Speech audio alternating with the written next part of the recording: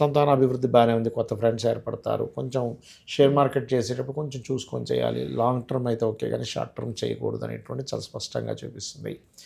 And అలాగే మొదటి నెలలో కొంత వర్క్ స్ట్రెస్ ఎక్కువగా ఉంటుంది, అపోహలు పెరుగుతూ ఉంటాయి, డే అండ్ నైట్ కూడా వర్క్ చేయాల్సి వస్తుంది వీరికి, అట్లాంటి పరిస్థితులు వస్తాయి.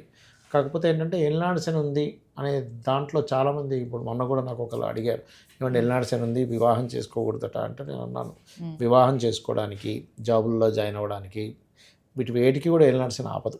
ఎందుకంటే నేను చాలాసార్లు ఉదాహరణలు చెప్పాను. సీఎంలు పిఎంలే అయ్యారు ఎల్నాడు శనిలో, మనం చేసే చిన్న చిన్న పనులకి ఏమవుతుంది, శ్రమనిస్తాడు అంతే. ఇప్పుడు బిజినెస్ పెట్టాం, బిజినెస్ ఇంప్రూవ్ అవ్వడానికి మనం బోల్డ్ అంత శ్రమ పడాల్సి వస్తుంది. ఫస్ట్ కొంచెం టైం అనేది దాని మీద టైం పడుతుంది, ఎందుకంటే శ్రమకారకుడు.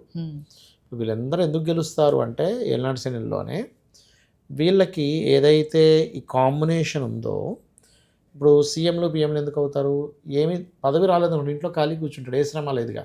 శ్రమ పడాలి, అవమాన పడాలి, అవతల వాడు ఒక మాట మనం చేయని తప్పుగా ఎత్తి చూపించాలంటే పదవి ఇచ్చి తీరుతుంది అక్కడ.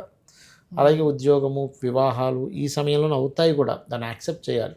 ఎందుకంటే వివాహం అవ్వకుండా బ్యాచులర్ తిరిగేవాడికి ఏ బాధ్యత ఉండదు, అయితేనే కావు బాధ్యత, స్ట్రెస్, అమ్మ ఇప్పుడు ఎలాగ తెలుస్తుంది కదా. కాబట్టి ఆ టైంలోనే అవుతాయి, దాన్ని యాక్సెప్ట్ చేయాలని చెప్తాను నేను.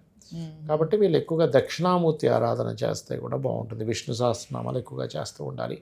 కొంచెం ఉన్న ప్లేస్ కాకుండా కొంచెం డిఫరెంట్ దేశాలకు వెళ్ళి ట్రై చేసుకుంటే కూడా కొత్త అవకాశాలు వస్తాయి వీరికి.